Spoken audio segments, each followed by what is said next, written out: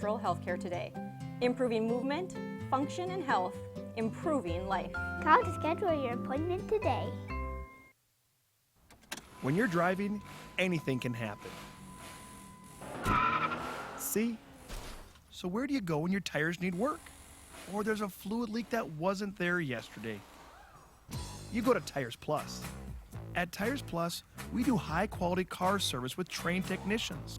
We're open late, we're good guys, and we wish we'd have kept the receipt for this car. Thinking service, think Tires Plus. Welcome back to the Ask Intermission Report. Ask Fitness, take your game to a new level with Ask Fitness Performance Training. It's the first intermission of Bismarck High, Minot High. We're now joined by the Bismarck High head coach, Mr. Mike Peluso, and always pleasure with your time here tonight. Thanks for talking to us. Absolutely. Big matchup tonight, Minot High, Bismarck High. This has to be one of your favorites all time, isn't it? It always is. You know, it doesn't matter, you know, where anybody's at in the standings at any point in time of the year. It's always a fun atmosphere. I think over time we've actually almost bonded a little bit, which is strange. I think with you know, how the whole makeup of hockey in North Dakota has gone, and them winning a state title here a couple years ago, us winning one in 14, I think we've almost banded together a little bit for the better of hockey, and it's exciting. It's fun.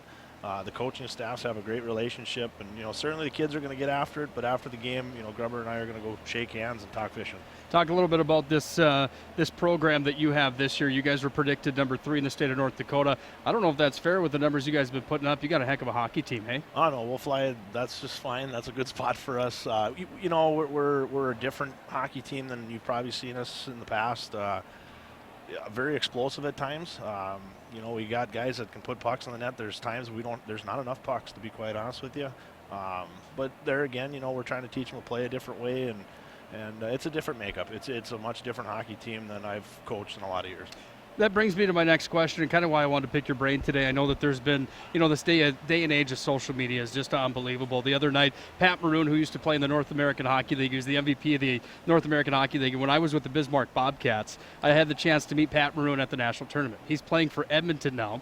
He had some words after the game the other night where Pat Maroon had said that this is a man's game, and he was talking in regards to a Taylor Hall hit. And social media went through the roof on his words about how sexist this guy is for saying that it's a man's game. And that's not what he's just not a sexist guy. Yeah. That brings me up to the social media with after you guys beat up on Hazen a little bit, 24-1, and just some of the lashing that I saw you guys taking. First of all, what do you do in a hockey game like that? And how do you handle some of these words coming at you that, you know, this is a varsity game and, you know, it's not really fair to say, let's just pass the puck around. You guys got to play, right? I mean. Well, you know, there's a bunch of different ways to look at it, and certainly I understand, you know, there's some folks that were you know, not real happy with it, but at the same time, there's a lot of things that are going into this. We're short varsity games. It's a 6-point game. You know, we got kids that, you know, obviously are good hockey players. They've worked extremely hard. They deserve to play. It's not like I can't play them, especially when they're short varsity games. And a lot of that the reason why we're short is because some of these programs have, you know, had to tell us that they don't have JV teams at the last minute, creating a 6-point game. Puts us in a tough spot. So, you know, you look at it as a whole, is it good for hockey? Probably not. So, you know, I just think in time, I think something needs to give, something needs to happen, whether or not that's, you know, teams moving, you know, to different levels, or maybe a split in conference or what have you. But, you know, again, you know, what's the magic number? I mean, we had a kid that played 6 minutes, 32 seconds and scored 9 goals. I mean, I'm not real sure what I was supposed to do. Yeah, you know, you almost are uncomfortable as a coach, but at the same time, you know, you as a coach, you got to give them an opportunity to play, and, you know, it puts us in a tough spot. Talking a little bit more about this this idea that I saw that you know, had brought up of a 2-tier system, almost like high school basketball, high school football, where it's a Class A, Double A, or, you know, it's a high school Class A, Class B. North Dakota high school hockey, in my mind, with some of these junior gold programs around the state, you know, when you look at a Watford City, a Crosby, a Mayville, some of these places, there's some really good hockey out there at a different level. Does this 2-tier system work in your mind? I do. I think it does. I think we'd have to be pretty creative with it, but I think we've got enough intelligent hockey people in the state of North Dakota that we can figure this out.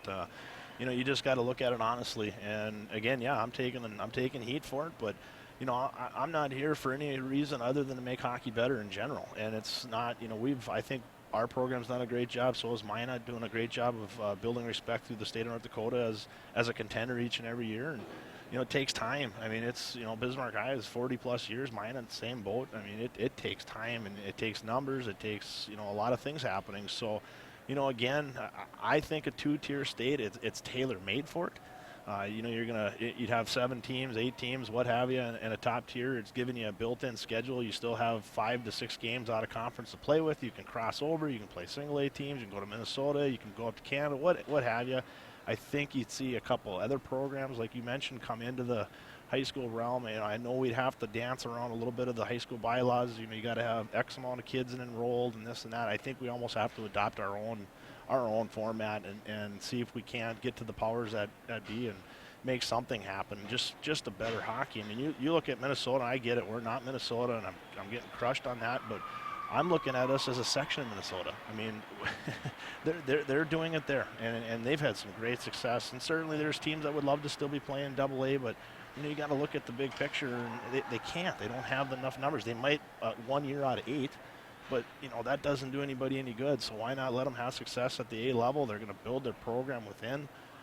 If you, and I'm not going to say names of any program, let's just take a small program and say, hey, we're a single A program. Let's try and recruit enough kids to keep this thing rolling, and we'll have a chance to win the state A, championship in 5 years. And I think that would be super healthy for the state of hockey. Like you said, you're only doing it for the betterment of players, and that's the big thing. And you look at your situation playing this hazing game. We don't need to keep going back to it, but it's not doing anybody any favors in those situations. No, and I got absolutely bashed walking out of the arena. I mean, parents are mad, and I understand they're frustrated. But I finally, a couple of them, I just asked them, what was I supposed to do? Like, you give me the right answer, and they're trying to tell me that I shouldn't have played my top players. Well, is that fair to them? They've put the time and effort and work hard, and they only get X amount of games like everybody else. So I think it's only fair to them when it's the only varsity game that we're going to play against that team. We got to play them straight up. And I'll be real honest with you, we didn't play them straight up. I had to try and pull our first couple lines off the rink as much as we possibly could to try and give some of our younger guys experience. But they get tired too. So then you got to put some of those other guys out there. And, it creates problems, but I think there's a fix. I really do. I just think people have to just kind of put their egos aside for a moment and step back and look at the big picture and say, you know what, maybe we can build a successful single A program, and the AA programs can be successful as well. And, maybe we bring a little more clout to our state. Maybe all of a sudden the junior teams are looking at our state going, wow, that kid just put up 60 points at the A level or 65 points at the AA level against, equal competition each and every night. Those are close games or competitive games. I just think it brings way more excitement to the state of hockey.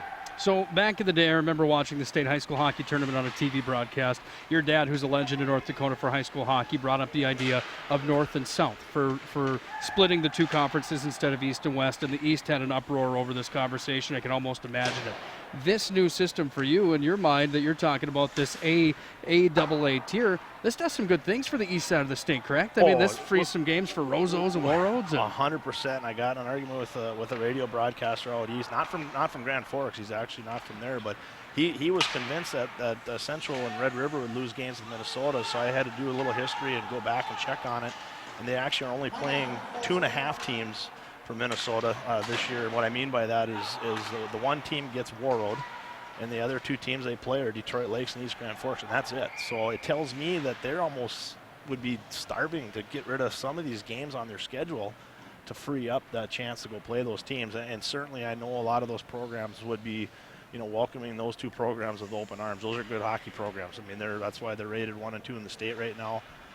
They've got a heck of a reputation at Red River that hasn't lost in forever. So, it's interesting. I mean, I just think that we could all be big boys and figure out a good schedule for everybody, and I think everybody would be happy. Kind of like Legion Baseball in my mind. I mean, there's some real opportunities for some guys to improve and get better against better competition.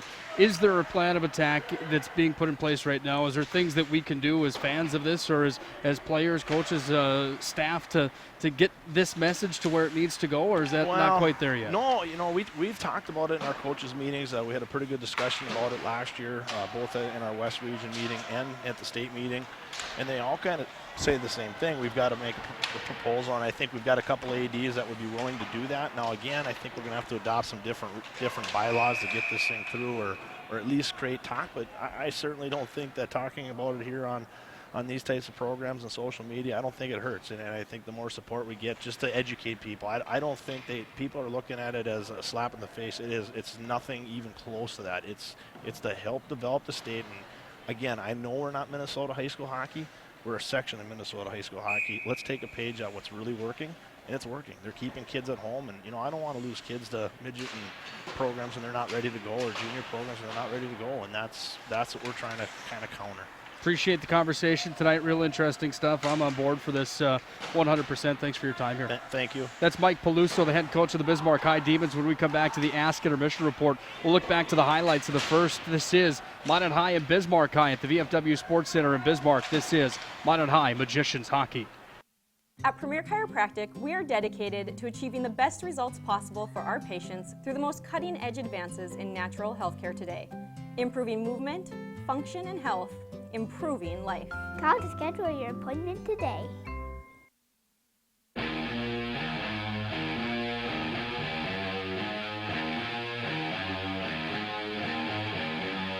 It's time for Minot High Magicians Hockey. Center slot fired on. Bennett tucks it home, and the Magi get the first lead of the night. It's 1-0.